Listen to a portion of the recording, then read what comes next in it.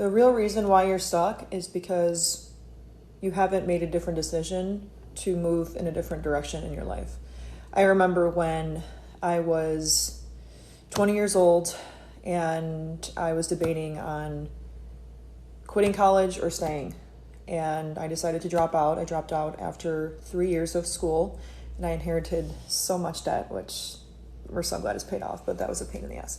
Anyways, because I made a different decision for my future, that is why I am where I am today. That's why I have 6 million followers on Instagram. That's why I do content creation. That's why I'm a coach. I made a different decision, and I decided to completely buy into this new life.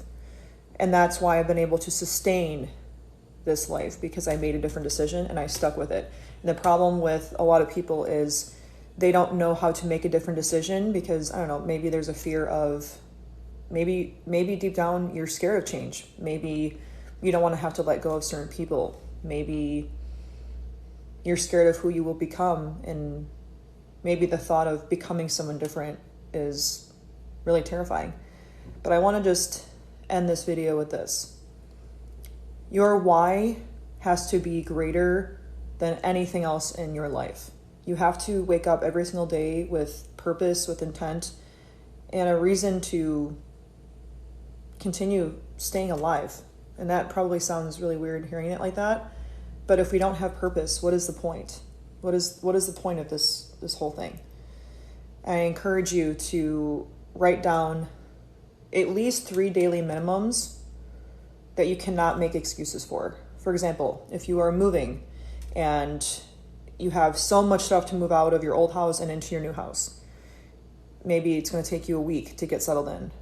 Just because you're going to be super busy doing this huge project, that doesn't mean that you should make the excuse to not go to the gym. You just need to make time to go to the gym. So maybe that's getting less hours of sleep. Maybe, some days you're only getting 45 hours of sleep, but you're still making it to the gym.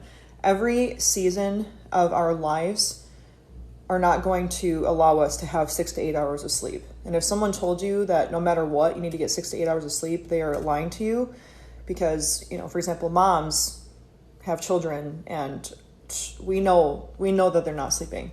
But my point is, if you can write down daily minimums for yourself, for reasons to get up out of bed, to not snooze your alarm, and to stay committed to yourself, you will be more on track to a better version of yourself rather than staying in this life that you don't really love. Bye.